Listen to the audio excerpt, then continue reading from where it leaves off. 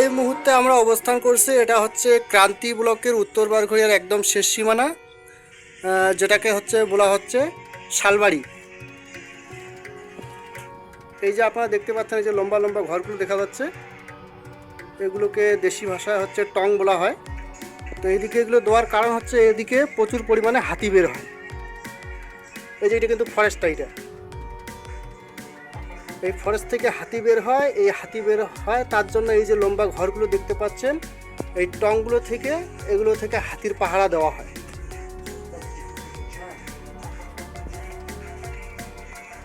এই যে এটা হচ্ছে ফরেস্টটা।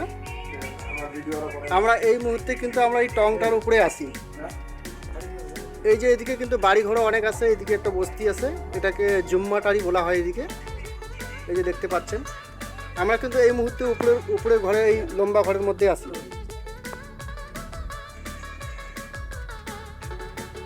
এই যে দেখতে পাচ্ছেন, এগুলোতে কিন্তু ধান চাষও করা হয়েছে, কিন্তু এই ধানগুলি যে পাওয়া যায় কিনা সেটা মনে হয় ভাগ্যের ব্যাপার। তার কারণ হচ্ছে এগুলো হাতি বের হয়, কোনো সময় খেয়ে ফেলে।